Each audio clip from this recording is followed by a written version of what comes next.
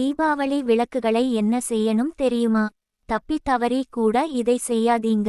தீபாவளிக்கு பயன்படுத்திய விளக்குகளை கொண்டாட்டங்கள் முடிந்த பிறகு என்ன செய்வது என்ற சந்தேகம் பலருக்கும் இருக்கும். பாரம்பரியத்தின்படி விளக்குகளை மற்ற புனித சடங்களுக்கு பயன்படுத்துங்கள் அல்லது தானம் செய்யுங்கள். எக்காரணத்தை கொண்டும் தூக்கி எறியாதீர்கள். அது அமலங்கலமான செயலாகும். தீபங்களின் திருவிழாவான தீப ஒளி திருநாள் எனும் தீபாவளி எல்லோருடைய வாழ்விலும் ஒளி ஏற்றி மகிழ்ச்சியை கொண்டு வந்திருக்கும். அக்டோபர் 31ஆம் தேதி வீட்டில் லட்சுமி மற்றும் வினை தீர்க்கும் விநாயகருக்கு பூஜை செய்து செல்வம், வளம், மகிழ்ச்சி, அமைதி நிலவ வேண்டியிருப்போம். இந்த கொண்டாட்டத்திற்காக வீட்டை அலங்கரித்து விளக்குகள் ஏற்றி மகிழ்ந்திருப்போம். எனினும் பண்டிகை நிறைவடைந்த பிறகு விளக்குகளை என்ன செய்ய வேண்டும் என்ற கேள்வி பலருக்கும் எழுந்திருக்கும்.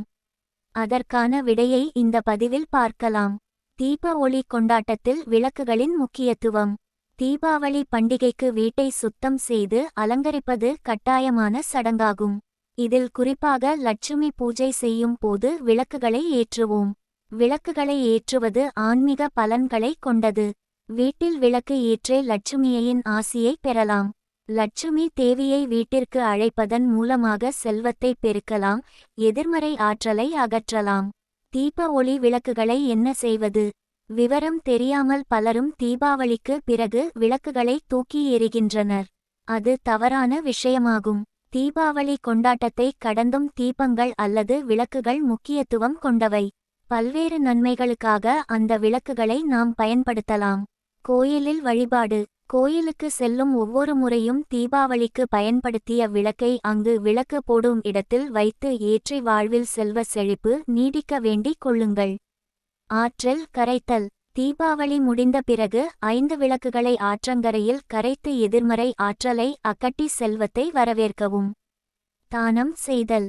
தீபாவளி விளக்குகளை கோயிலுக்கு தானம் செய்யலாம் அல்லது மட்பாண்ட உற்பத்தியாளர்களுக்கு கொடுக்கலாம். குழந்தைகளிடம் கொடுத்து மகிழ்ச்சியை வெளிப்படுத்தலாம். விளக்குகளும் நிதி நிலைமையும். நிதி நெருக்கடி, பொருளாதார சிக்கலை எதிர்கொள்வோர் வீட்டை சுற்றி பழைய விளக்குகளை ஏற்றலாம். எனினும் புதிய தொடக்கங்களுக்காக லட்சுமி பூஜைக்கு புதிய விளக்கு பயன்படுத்துவது நல்லது. விளக்குகளும் சுற்றுச்சூழலும். விளக்குகளை தூக்கி எறிவதற்கு பதிலாக மரத்தின் அடியில் புதைப்பது சுற்றுச்சூழலை பாதுகாக்கும் செயலாகும். மேலும் இந்த செயல் ஆன்மீக முக்கியத்துவத்தை உணர்த்துகிறது. சுற்றுச்சூழலுக்கும் விளக்குகள் நன்மை பயக்கும்.